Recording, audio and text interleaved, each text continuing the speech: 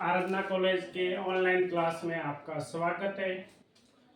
आज अपन बात करें BSc first semester botany subject जिसको वनस्पति विज्ञान बोलते हैं। इसका पेपर का नाम है शैवाल, कवक, सूक्ष्मजीव विज्ञान व पादप रोग विज्ञान। इंग्लिश में मतलब LBA, fungi, microbes and plant pathology. तो बॉटनी के अंदर अपन को शैवाल के बारे में पढ़ना है, कवक के बारे में पढ़ना है, सूक्ष्म जीव के बारे में पढ़ना है और पादप रोग के बारे में पढ़ना है। सबसे पहले टॉपिक स्टार्ट करते हैं शैवाल। हेडिंग लगा देते हैं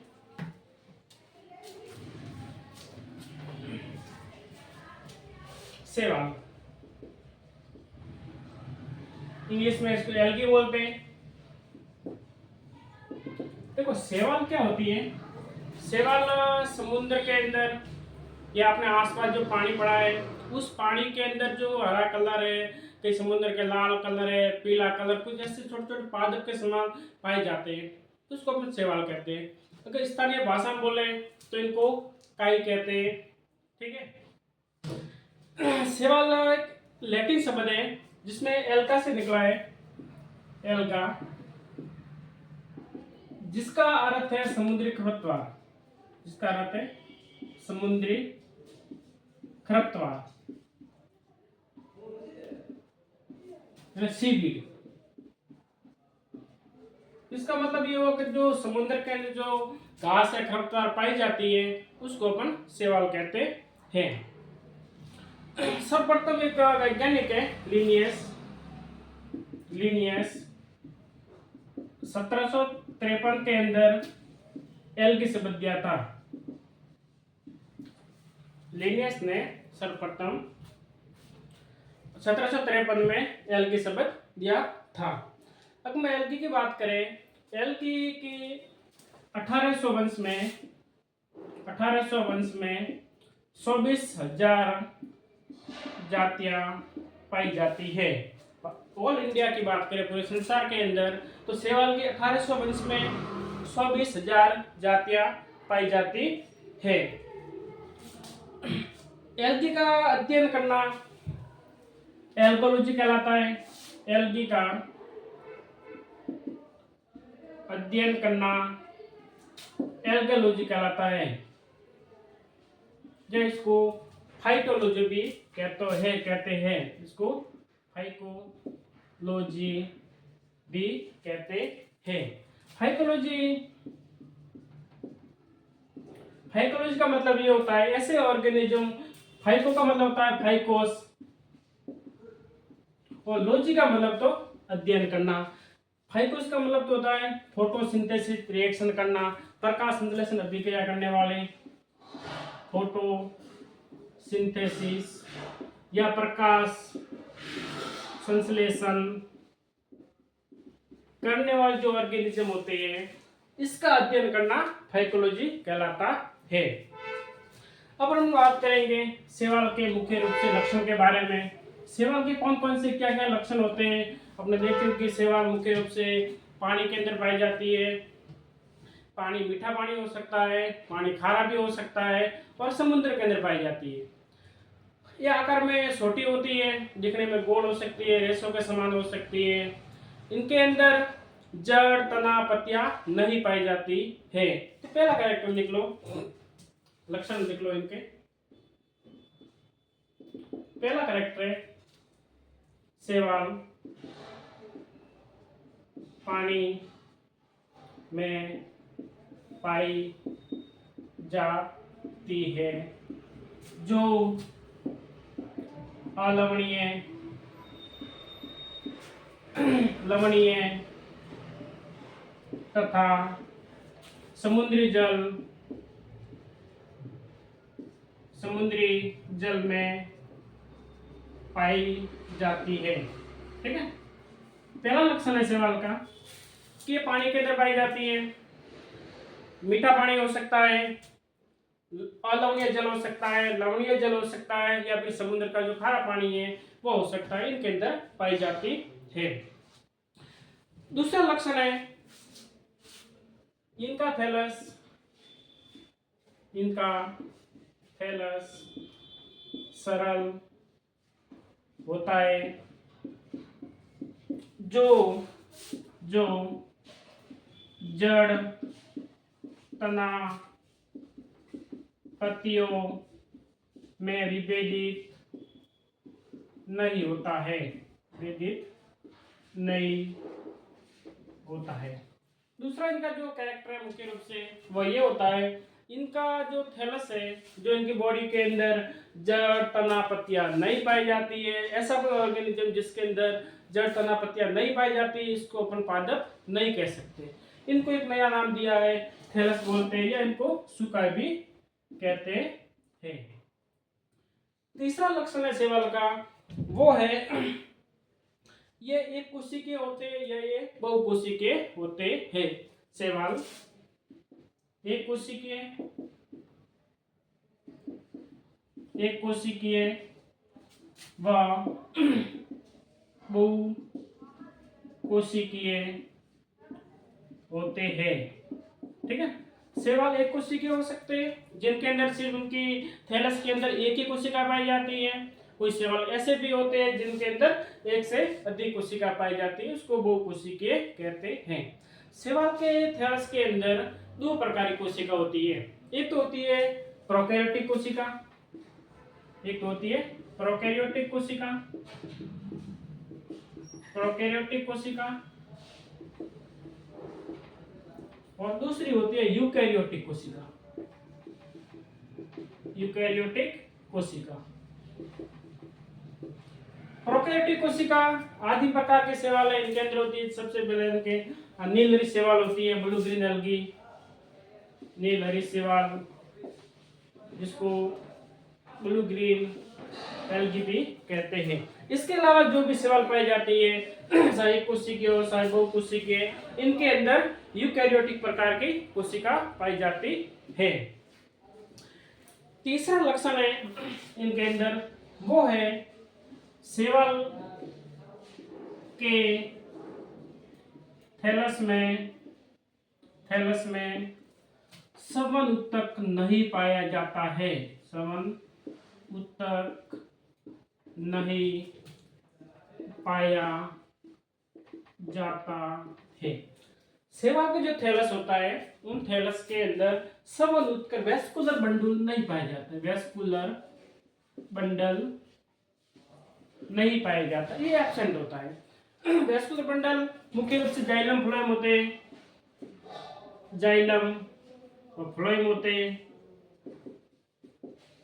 ठीक है, जाइलम का कार्य ये होता है कि कोई बड़े जैसे पादप होता है, उस प्लांट के अंदर जाइलम क्या करते हैं, इनके जड़ है, जड़ों से जो पानी है वो पोषक तत्व है, इनको जड़ से प्लांट के ऊपर तक पहुंचाने का कार्य करते हैं। दूसरी बात फ्लोएम है, फ्लोएम जो नॉर्मल पादप के प्लांट के अंदर प्रकाश संश्लेषण अभिक्रिया होती है, पत्तियों के अंदर लीफ के अंदर जब ग्लूकोज या कार्बोहाइड्रेट का निर्माण होता है, उसके बाद फ्लोएम के द्वारा पादप के दूसरे भागों में पहुंचाया जाता है भोजन को। शैवाल की बात करें, शैवाल पानी के अंदर पाई जाती है। जब सूर्यग्रहण प्रकाश इनके ऊपर गिरता है, पानी मिल जाता है डायरेक्ट, तो इन्हें तो इनको जाइलम की जरूरत पड़ती है, ठीक है, नहीं इनको फ्लोएम की जरूरत पड़ती है, क्योंकि पूरी बॉडी के अंदर प्रकाश संश्लेषण अभिक्रिया होती है, इसलिए इनके अंदर वेस्कुलर बंडल अनुपस्थित होता है, नहीं पाया जाता है। पांचवा लक्षण है, चौथा लक्षण है, शैवालों में क्लोरोफिल पाया जाता है। शैवाल के थैलस में क्लोरोफिल पाया जाता है। ठीक है, शैवाल के बॉडी की बात करें तो बॉडी के अंदर क्लोरोफिल पाया जाता है, तथा ये सबकोशी होते हैं, तथा ये सबकोशी होते हैं। ठीक है, शैवाल की बात करें, शैवाल का जो इनकी बॉडी होती है, बॉडी जैसे इनकी बॉडी है कोई इस टाइप की, उस बॉडी के अंदर पूरी कोशिका के अंदर अरे शैवाल पाया जाता है, मतलब क्लोरोफिल पाया जाता है।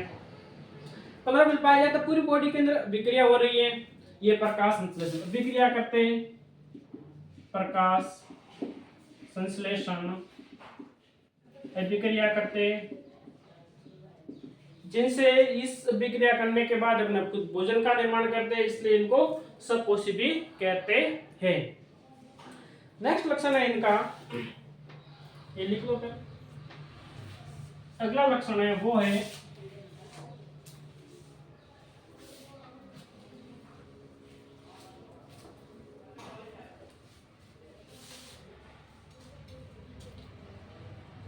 सबका लक्षण है शैवालों में कोशिका भित्ति पे इनके जो थैलस होता है, इन थैलस के चारों ओर एक कोशिका, जो कोशिका होती है, कोशिका के चारों ओर कोशिका भित्ति पाई जाती है, जो मुख्य रूप से सेलुलोज की बनी होती है, पैक्टिन की बनी होती है। तो एक बार लिख लो, शैवालों में कोशिका भित्ति सेलुलोज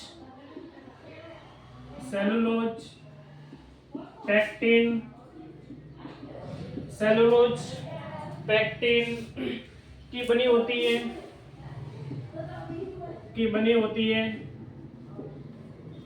इसके अलावा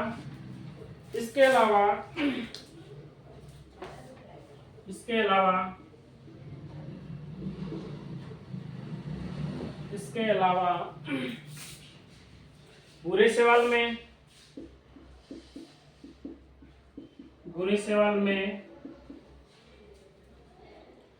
एल्जिनिक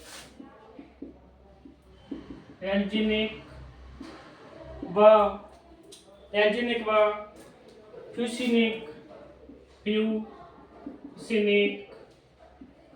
अम्ल तथा लाल शैवाल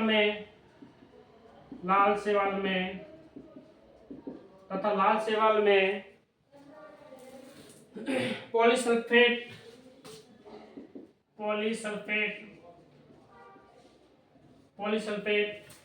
एस्टर की कोशिका भित्ति बनी होती है। देखो, मुख्य रूप से कोशिका भित्ति सेलुलोज पैक्टिन की बनी होती है।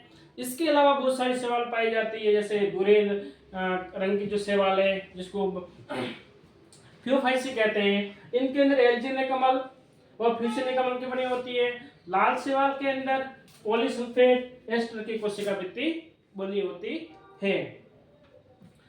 शैवालों में नेक्स्ट पॉइंट है, शैवालों में हरित लवक पाया जाता है। हरित लवक में मुख्य रूप से क्लोरोफिल पाया जाता है, जिनके अंदर क्लोरोफिल ए होता है, क्लोरोफिल बी होता है, क्लोरोफिल सी होता है, क्लोरोफिल डी होता है और ई होता है। ठीक है, शैवालों में हरित लवक पाया जाता है, जिनकी वजह से इनका रंग हरे कलर का होता है। इनके अलावा इनके अंदर नीला वर्णक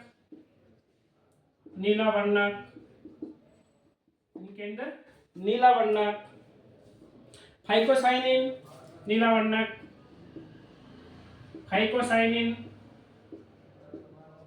नीला वर्णक फाइकोसाइनिन होता है। भूरे पीले रंग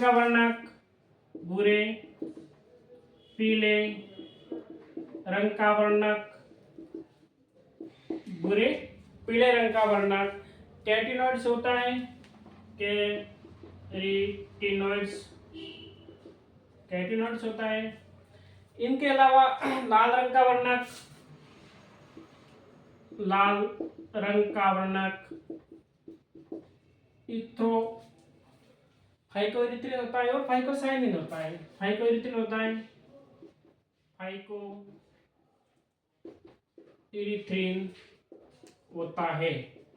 ठीक है, शैवालों के अंदर हरित लवक मुख्य रूप से पाया जाता है।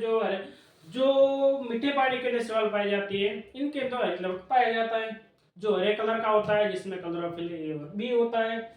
इनके अलावा बहुत सारे जो समुद्र के अंदर शैवाल पाई जाती है, कोई नीले रंग की शैवाल है, इनके अंदर इनका वर्णक है वो फाइकोसाइनिन होता है। भूरे पीले रंग का वर्णक है वो कैटिनॉइड है। जो लाल कलर की शैवाल होती है वो फाइकोइरिथ्रिन कारण होती है।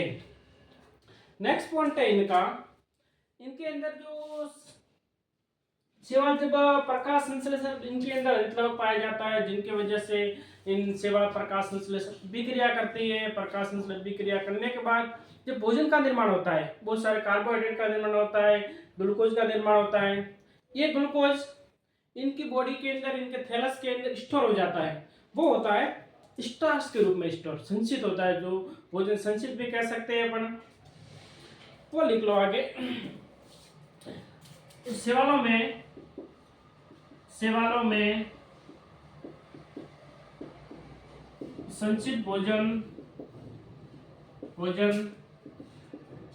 स्टार्च व वसा तेल के रूप में पाया जाता है। ठीक है, जो हरे कलर की शैवाल होती है, जो हरे रंग की शैवाल होती है, इनके अंदर तो संचित भोजन स्टार्च के रूप में पाया जाता है तथा वसा तेल के रूप में भी होता है।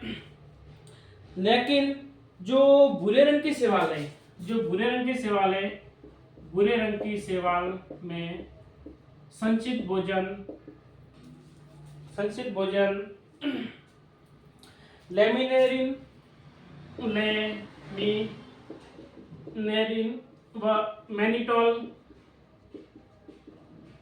के रूप में, जो भूरे रंग के शैवाल है, जो फियोफाइसी वर्ग के अंदर जिन शैवाल का कलर भूरा है, इनके अंदर संचित भोजन लेमिनेरिन व मैनिटोल के रूप में होता है।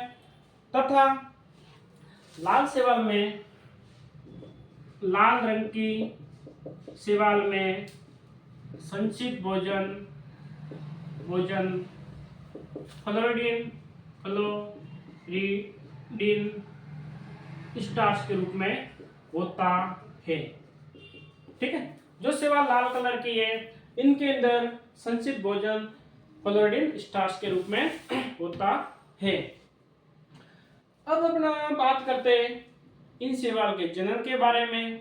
तो शैवालों में मुख्य रूप से 3 प्रकार का जनन पाया जाता है। पहला होता है कायिक जनन, दूसरा होता है अलैंगिक जनन, तीसरा होता है लैंगिक जनन। ठीक है, तो हम लिख लेते हैं इनको एक बार। शैवालों में नेक्स्ट पॉइंट है, शैवालों में 3 प्रकार का जनन पाया जाता है। पहला है कायिक जनन, दूसरा है अलैंगिक जनन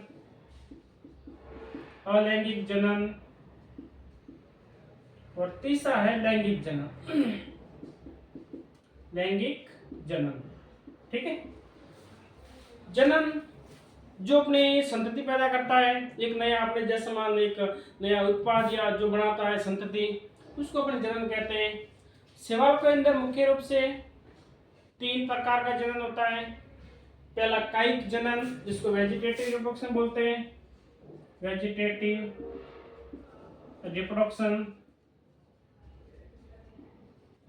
इसको एक असेक्सुअल रिप्रोडक्शन और सेक्सुअल रिप्रोडक्शन। ठीक है, कायिक जनन, अलैंगिक जनन और लैंगिक जनन। कायिक जनन की बात करते हैं तो कायिक जनन के अंदर जो शैवाल का जो थैलस होता है, इनका जो कायिक भाग है, उस कायिक भाग से अगर कोई नया शैवाल का थैलस बनता है, किसी कारण हो सके इनके अंदर कोशिका विभाजन हो जाए, थैलस के अंदर हो सके इनका जो थैलस होता है, किसी से मान लो थैलस है, इन थैलस के किसी आकस्मिक दुर्घटना की वजह से ये टूट जाता है 2-4 भागों में, और प्रत्येक भाग से एक नया थैलस का निर्माण हो रहा है, ये भी हो सकता है। हो सके इनके अंदर कोशिका विभाजन हो, कोशिका विभाजन के बाद एक नए थैलस का निर्माण होता हो। ठीक है, तो इनके अंदर बहुत सारे जो प्रकार है इनके कायिक जनन के, वो भी अपन लिख ले। जैसे खंडन हो सकता है, जैसे खंडन है, विखंडन है, कोशिका विभाजन है, कोशिका विभाजन हो सकता है, कोशिका विभाजन है। इनके अलावा इनके अंदर हार्मोगोन है, हार्मोगोन है, हार्मोगोन है। अपस्थानिक शाखाएं हो सकती है, अपस्थानिक शाखाएं। कंद द्वारा हो सकता है, ट्यूबर के द्वारा हो सकता है। ठीक है। अपन सेवाओं के अंदर जो कायिक जनन होता है, कायिक जनन खंडन हो सकता है, दो भागों में टूट जाता है, विखंडन हो सकता है, बहुत सारे भागों में टूट जाता है। इनके अंदर कोशिका विभाजन द्वारा भी जनन हो सकता है। हार्मोगोन होता है, जैसे ब्लूग्रीन एल्गी होती है, इनके अंदर जो ट्राइकोम होते हैं, इनका फिलामेंट होता है, वो प्रतिकूल कंडीशन के कई भागों में टूट जाता है। और टूटने के बाद जब इनके अनुकूल कंडीशन आ जाएगी, उस समय प्रत्येक टुकड़ा एक नए थैलस का निर्माण करता है। ठीक है, उसको हम हार्मोगोन बोलते हैं। थैलस के जो शैवाल होते हैं, जब इनको अनुकूल कंडीशन आ जाती है, भोजन ज्यादा मात्रा मिल जाता है, उस समय इनके पास अपस्थानिक शाखाएं निकल जाती है पास में। इनके द्वारा भी हो सकता है, वह शाखा वहां से अलग हो जाती है, एक नए थैलस का निर्माण करती है। इनके अलावा बहुत सारी जो शैवाल है, इनके अंदर ज्यादा मात्रा में खाना होने की वजह से इनकी ऊपर वाला भाग है, वहां पर एक ट्यूबर कंद का निर्माण हो जाता है। वो ट्यूबर वहां से अलग हो जाती है, अलग हो जाने के बाद एक नए थैलस का निर्माण करती है। ये तो मुख्य रूप से इनके अंदर हो जाएगा कायिक जनन। ठीक है। इसके बाद है असेक्सुअल रिप्रोडक्शन की बात करें, अलैंगिक जनन, ऐसा जनन जिनके अंदर लिंग का निर्माण नहीं होता है, जिनके अंदर लिंग का निर्माण नहीं होता है, लेकिन फिर भी वो जनन करते हैं, उसको बोलते हैं अलैंगिक जनन। इनके लिए मान लो कि कोई शैवाल का थैलस है, ठीक है, इनके अंदर बहुत सारी कोशिकाएं, ये कोशिका समान असमान भी हो सकती है। जब इन थैलस को ज्यादा मात्रा में अनुकूल कंडीशन में भोजन ज्यादा मात्रा में मिल जाता है, उस समय किसी भी भाग की कोशिकाएं, दो चार कोशिका आपसे मिल जाती है और मिल जाने के बड़ी कोशिका का निर्माण करती है। ठीक है, वो कोशिका एक बीजाणु दानी की तरह कार्य करती है, ठीक है। ये कोशिका लगातार विभाजन हो जाती है, अंदर छोटे छोटे कोशिका बन जाती है, और बड़ी जो कोशिका बनेगी इसको बोलते हैं बीजाणुधानी। और इनके अंदर जो छोटी छोटी कोशिकाएं बनती हैं, इनको बीजाणु कह सकते हैं। ठीक है, जब बीजाणु परिपक्व हो जाएगी, एक टाइम आएगा, उस समय ये बीजाणुधानी किसी भी भाग के अंदर फट जाएगी, और फटने के बाद जितने भी इनके अंदर जो बीज थे वो बीज बाहर आ जाएंगे। ठीक है, पानी के अंदर तैरेंगे। तैरने के बाद जब इनके लिए अनुकूल कंडीशन आ जाएगी, पानी के संपर्क में आएगा, अच्छा वातावरण मिल जाएगा, बीजों के अंदर अंकुरण हो जाएगा, और अंकुरण होने के बाद प्रत्येक बीज एक नया थैलस का निर्माण करता है, इसलिए इनको अलैंगिक जनन कहते हैं। इनके अंदर लिंग का निर्माण नहीं होता है। ठीक है, ये हो गया अलैंगिक जनन। अलैंगिक जनन भी कई प्रकार के हो सकता है, जिनके अंदर छल बीजाणु के द्वारा होता है, छल बीजाणु।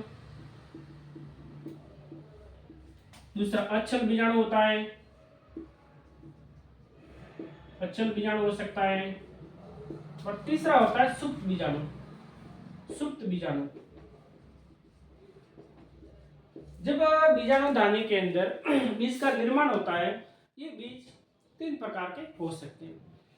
छल बीजाणु, ऐसे बीजाणु जो गति करते हैं, ठीक है, मूवमेंट करते हैं। इनके लिए ऐसा मान कोशिका होती है, आगे दो फ्लैजिला पाए जाते हैं।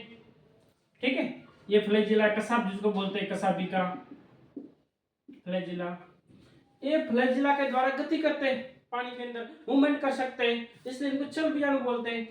ऐसे बीजाणु जो गति नहीं कर पाते अचल बीजाणु बोलते हैं। ठीक है, बीजाणु दानी के अंदर दो तीन प्रकार बीजाणु बनते हैं। चल बीजाणु गति करते हैं, अचल बीजाणु गति नहीं करते हैं। एक होते हैं सुप्त बीजाणु, सुप्त बीजाणु छुपे रहते हैं। इनके अंदर जो बीजाणु होगा, उस बीजाणु के अंदर एक ऐसी मोटी भित्ति बन जाती है, मोटी भित्ति बन जाती है। जब होता क्या है, जब जलाशयों का पानी सूखने लगता है, ठीक है, इनके लिए प्रतिकूल परिस्थिति आ जाती है, उस समय शैवाल सूखने लगती है और सूखते टाइम जब वो इनकी जो कोशिका होगी, वो कोशिका एक अपने सारों ओर जो माता कोशिका अंदर एक मोटी भित्ति का निर्माण करती है, ठीक है, वो वही पड़ी रहती है। जब पानी एकदम सूख जाता है, फिर कभी पानी वहां से भरेगा या बारिश आएगी, उस समय पानी वापस भरता है, तब इनके लिए अनुकूल कंडीशन आ जाएगी। अनुकूल कंडीशन में वापस ये सुप्त बीजाणु होते हैं, वापस अंकुरण होकर एक नए थैलस का निर्माण करते हैं, इसको बोलते हैं सुप्त बीजाणु, ठीक है। इसके अलावा लैंगिक जनन की बात करें तो लैंगिक जनन जिसके अंदर लिंग का निर्माण होता है। लिंग दो प्रकार के हो सकते हैं, एक तो मेल हो सकता है, एक फीमेल हो सकता है, एक तो नर हो सकता है, एक मादा होता है। लैंगिक जनन नर जननांग हो सकता है, नर जननांग, नर जननांग वह होता है मादा जननांग, ठीक है। नर जननांग अपने वनस्पति विज्ञान बॉटनी के अंदर इसको पुदानी कहते हैं, इसको पुदानी कहते हैं, तथा मादा जननांग होगा इसको अपन स्त्रीदानी कहते हैं, ठीक है, इसको अपन स्त्रीदानी कहते हैं। पुदानी से पुंगनू का निर्माण होता है। जिस प्रकार एक एनिमल के अंदर शुक्राणु का निर्माण होता है, इस प्रकार प्लांट के अंदर इस पुंगनू का निर्माण होता है, ठीक है। और इनमें होता है मादा जननांग स्त्रीदानी के अंड का निर्माण होता है। पुंगनू तथा अंड के बीच में निषेचन हो जाएगा। निषेचन होने के बाद युग्मनज का निर्माण होगा। निषेचन के बाद युग्मनज का निर्माण होगा, ठीक है। युग्मनज के अंदर अर्धसूत्री विभाजन होगा। युग्मनज के अंदर अर्धसूत्री विभाजन होगा। अर्धसूत्री विभाजन होने के बाद एक नए थैलस का निर्माण होता है। एक नया थैलस का निर्माण होता है। इनके अंदर भ्रूण है, बीज, इनका निर्माण नहीं होता है। डायरेक्ट नर जननांग है, पुदानी है, पुंगनू का निर्माण हुआ। मादा जननांग है, स्त्रीदानी है, अंड का निर्माण हुआ, ठीक है। निषेचन हुआ। निषेचन होने के बाद युग्मनज का निर्माण होता है। युग्मनज के अंदर अर्धसूत्री विभाजन होता है। विभाजन होने के बाद एक नए थैलस का निर्माण होता है। तो इस प्रकार इनके अंदर लैंगिक जनन पाया जाता है। परिस्थिति ये बात है, लैंगिक जनन पे इनके अंदर प्रतिकूल कंडीशन के अंदर होता है। ये भी दो तीन प्रकार का होता है। एक तो सयुग्मन हो सकता है, सयुग्मन। दूसरा है संयुग्मन, संयुग्मन, तथा तीसरा होता है विषम युग्मन, विषम युग्मन, ठीक है। संयुग्मन हो सकता है यानी एक कोशिका है जिनके अंदर दो केंद्रक हैं। संयुग्मन के अंदर अपना खुद स्वयं जनन करता है। एक कोशिका है, एक कोशिका के अंदर मान लो कोई दो केंद्रक है और दो केंद्रक आपस में एक जननांग की तरह व्यवहार करते हैं और दोनों बीच में आपसे निषेचन करके युग्मनज का निर्माण करते हैं, फिर इनसे नया थैलस बनाते हैं, उसको तो बोलते हैं संयुग्मन। दूसरा होता है समयुग्मन। सम है समान। अगर युग्मक समान है, मतलब जैसे कोई शैवाल है, मान लो एक कोई कोशिका शैवाल है जो दिखने में समान है, कोशिका आकार में समान है, ठीक है, तो इनको अपन विभेदित नहीं कर पाते कौन सा मेल है, कौन सा फीमेल है, कौन सा नर जननांग है, कौन सा मादा। तो अपन को इनको डिसाइड करना पड़ेगा कि मेल कौन सा होगा, फीमेल कौन सा होगा। तो अपन को मानना पड़ेगा, मान लो कि मैं इसको प्लस मानता हूँ, इसको माइनस कह सकता हूँ, ठीक है। इनको मैं नर कह सकता हूँ, इनको मादा कह सकता हूँ। फिर दोनों के बीच में निषेचन होगा। निषेचन होने के बाद नए युग्मनज का निर्माण होता है, एक नए थैलस का निर्माण होता है। तीसरा होता है विषम युग्मन।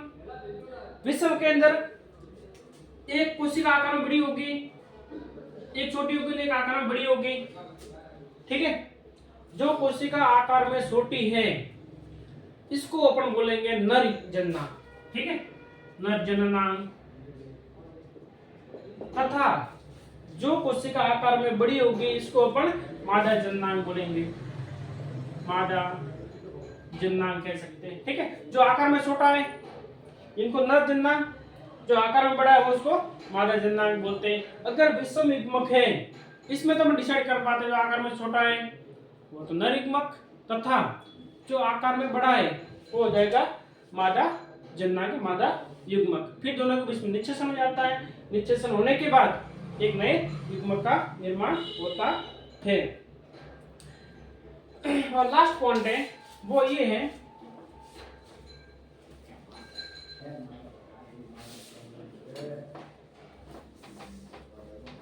लास्ट पॉइंट है वो ये है, शैवालों में युग्मक संलयन के बाद युग्मनज का निर्माण होता है, युग्मनज का निर्माण होता है तथा युग्मनज में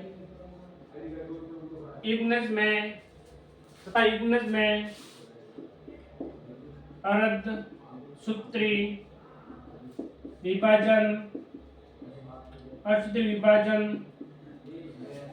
द्वारा सीधे ही नए थैलस का निर्माण होता है, नए थैलस का निर्माण होता है। ठीक है, जब शैवालों में युग्मक का संलयन हो जाता है, नर युग्मक है, मादा युग्मक है, संलयन के बाद जब युग्मनज बनता है, जब जाइगोट बनता है, ठीक है, तो जाइगोट के अंदर डायरेक्ट अर्धसूत्री विभाजन होगा और कोशिका लगातार विभाजन करने के बाद एक नए थैलस का निर्माण करती है। इनके अंदर भ्रूण है, बीज का निर्माण नहीं होता है। तो इतना आज क्लास के लिए काफी।